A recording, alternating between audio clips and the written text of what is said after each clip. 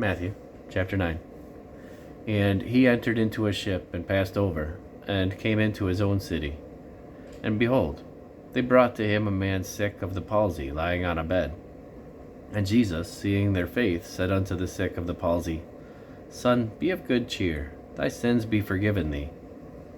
And behold, certain of the scribes said within themselves, This man blasphemeth. And Jesus, knowing their thoughts, said, Wherefore think ye evil in your hearts? For whether is easier to say, Thy sins be forgiven thee, or to say, Arise and walk? But that ye may know that the Son of Man hath power on earth to forgive sins, that saith he to the sick of the palsy, Arise, take up thy bed, and go unto thine house. And he arose, and departed to his house.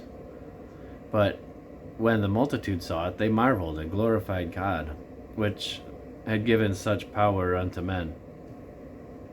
And as Jesus passed forth from thence, he saw a man named Matthew sitting at the receipt of custom. And he saith unto him, Follow me. And he arose and followed him.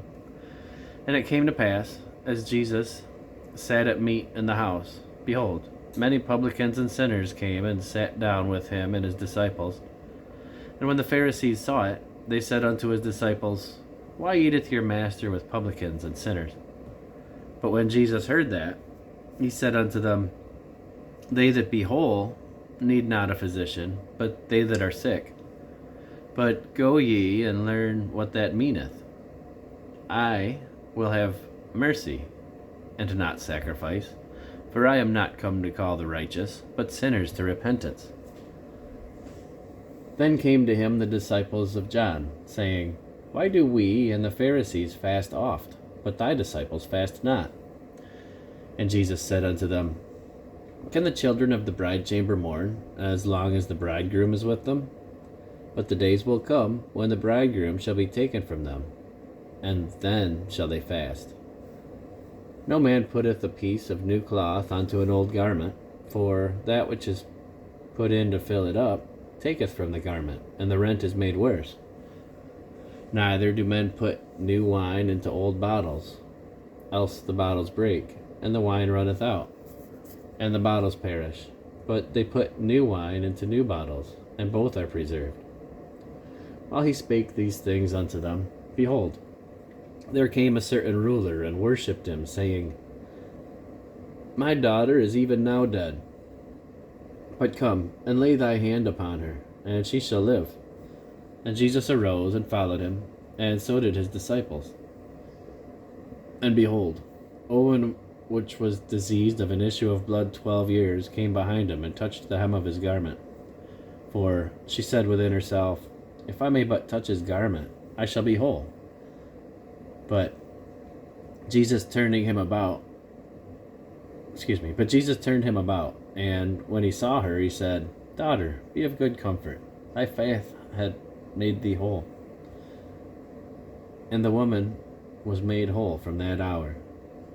And when Jesus came into the ruler's house, and saw the minstrels and the people making noise, he said unto them, Give place, for the maid is not dead, but sleepeth. And they laughed him to scorn. But when the people were put forth, he went in and took her by the hand, and the maid arose.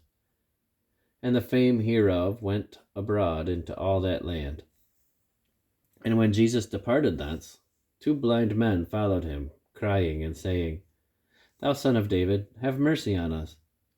When he was come into the house, the blind men came to him, and Jesus saith unto them, Believe ye that I am able to do this? They said unto him, Yes, Lord. And he touched their eyes, saying, According to your faith be it unto you. And their eyes were opened, and Jesus straitly charged them, saying, See that no man know it. But they, when they were departed, spread abroad his fame in all that country. As they went out, behold, they brought to him a dumb man possessed with a devil. And when the devil was cast out, the dumb man spake, and the multitudes marveled, saying, It was never so seen in Israel. But the Pharisees said, He casteth out devils through the prince of the devils. And Jesus went about in all the cities and villages, teaching in their synagogues, and preaching the gospel of the kingdom, and healing every sickness and every disease among the people. But when he saw the multitudes, he was moved with compassion on them, because they fainted and were scattered abroad, as sheep having no shepherd. Then saith he unto his disciples, The harvest truly is plenteous, but the laborers are few. Pray ye therefore the Lord of the harvest, that he will send forth laborers into his harvest.